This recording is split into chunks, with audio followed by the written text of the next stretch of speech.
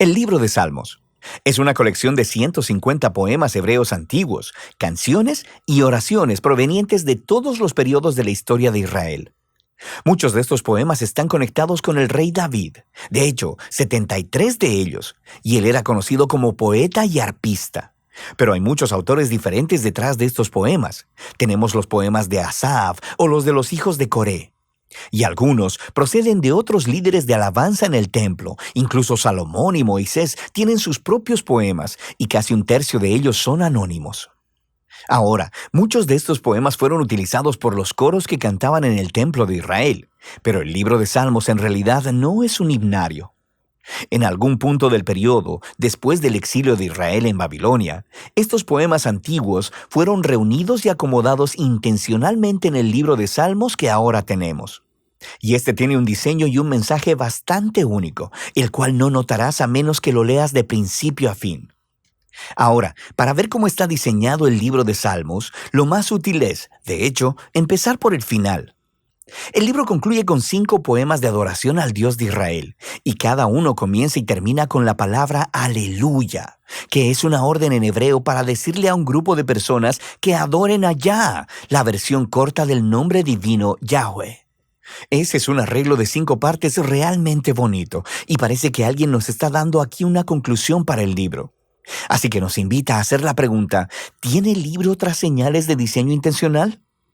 Si prestas atención a los títulos de los poemas, notarás que en 5 lugares los traductores de tu Biblia pusieron los títulos Libro 1, Libro 2, Libro 3, 4 y 5 en varios puntos.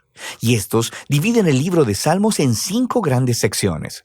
La razón para esto es que los últimos poemas en cada una de estas secciones tienen un final muy similar que luce como una adición editorial. Se lee algo como, bendito sea el Señor, el Dios de Israel, por los siglos de los siglos. Amén y amén. Así que el libro tiene una conclusión y una organización interna en 5 partes principales. Así que lo natural es ir al principio a buscar una introducción. ¿Y qué encontramos? Los Salmos 1 y 2 se separan del libro 1 porque la mayoría de los poemas en el libro 1 están conectados a David, excepto los Salmos 1 y 2 que son anónimos. El Salmo 1 celebra lo bienaventurada que es la persona que medita en la Torá, leyéndola en oración día y noche y que luego la obedece. Ahora, la palabra Torá significa simplemente enseñanza, y de manera más específica se llegó a referir a los 5 libros de Moisés que inician el Antiguo Testamento. Y aquí parece ser que la palabra se utiliza con ambos significados en mente, lo que explica por qué tiene 5 partes. El libro de los Salmos se ofrece como una nueva Torá que enseñará al pueblo de Dios la práctica de la oración durante toda su vida, al mismo tiempo que procuran obedecer los mandamientos de Dios entregados en la primera Torá. El Salmo 2 es una reflexión poética sobre la promesa de Dios al rey David de 2 Samuel capítulo 7, de que un día un rey mesiánico vendría y establecería el reino de Dios sobre el mundo, derrotando la maldad y la rebelión en la nación. El Salmo 2 concluye diciendo que todos aquellos que se refugian en el rey mesiánico serán bienaventurados, precisamente la palabra que se utiliza para iniciar el Salmo 1. Y así, estos 2 poemas juntos nos dicen que el libro de Salmos está diseñado para ser el libro de oración del pueblo de Dios según ellos procuran ser fieles a los mandamientos de la Torá, mientras anhelan y esperan el venidero reino mesiánico. Ahora, con estos 2 temas presentados, podemos empezar a ver cómo los libros más pequeños también han sido diseñados alrededor de estas 2 ideas.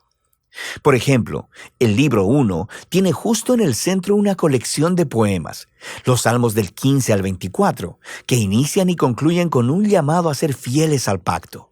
Y luego, en los Salmos del 16 al 18, encontramos una representación de David como un modelo de esta clase de fidelidad.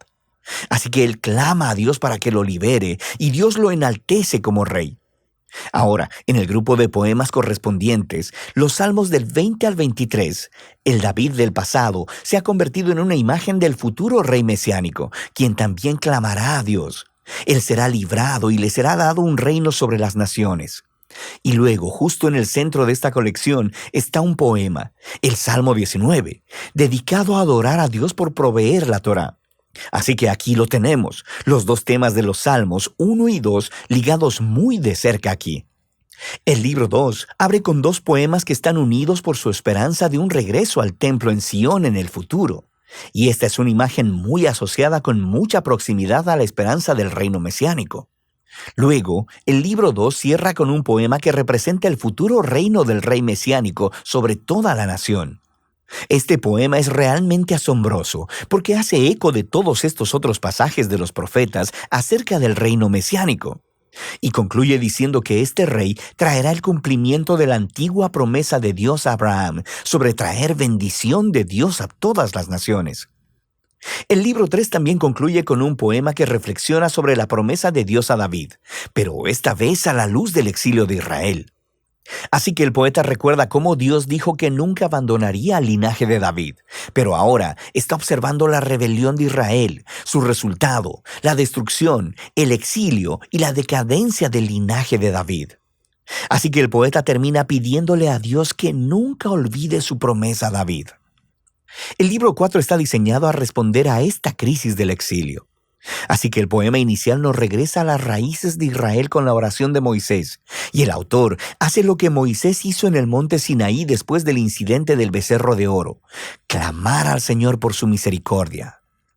El centro del libro 4 está dominado por un grupo de poemas que anuncian que el Señor, el Dios de Israel, gobierna como el verdadero Rey del mundo, y que toda la creación, los árboles, las montañas y los ríos son convocados para celebrar ese día futuro en el que Dios traerá su justicia y su reino sobre todo el mundo.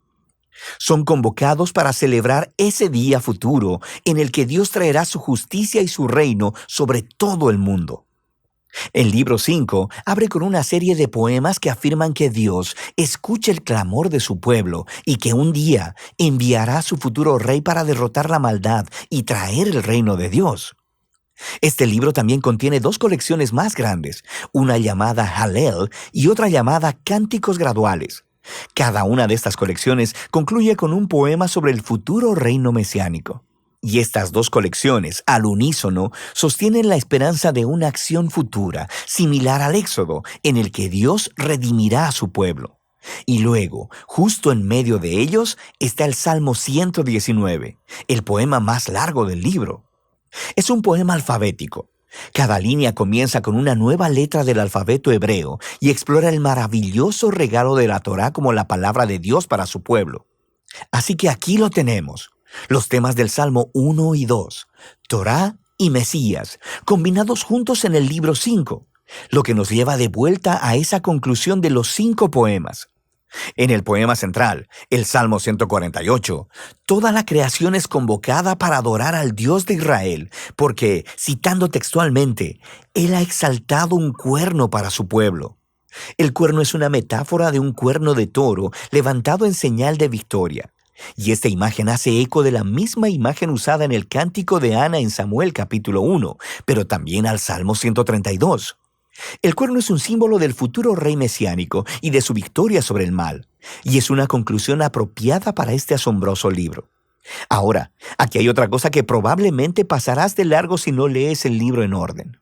Hay muchas clases de poemas diferentes en el libro de Salmos, pero todos, básicamente, caen en dos grandes categorías: poemas de lamento o de alabanza. Los poemas de lamento expresan dolor, confusión y enojo acerca de lo horrible que es el mundo y lo horrible que son las cosas que le están sucediendo al poeta.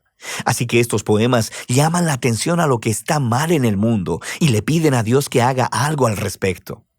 Hay muchos de estos en el libro, lo que nos dice algo importante, que el lamento es una respuesta apropiada a la maldad que vemos en nuestro mundo. Pero lo que notarás es que los poemas de lamento predominan en la primera parte del libro, en los libros del 1 al 3, pero pon atención, porque en ocasiones también encontrarás salmos de alabanza.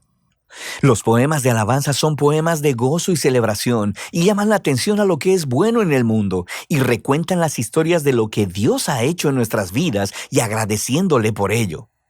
En los libros 4 y 5 notarás que los poemas de alabanza son más que los poemas de lamento, y todo culmina en esa conclusión de aleluyas en 5 partes. Este cambio de lamento a alabanza es profundo y nos dice algo acerca de la naturaleza de la oración, mientras esperamos por el rey mesiánico como el libro nos enseña a hacer. Esto creará tensión para nosotros mientras miramos el trágico estado de nuestro mundo y de nuestras vidas.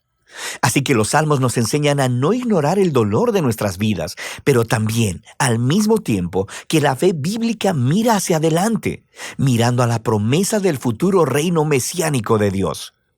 Así que, Torá y Mesías, lamento y alabanza, fe y esperanza. De eso trata el libro de Salmos.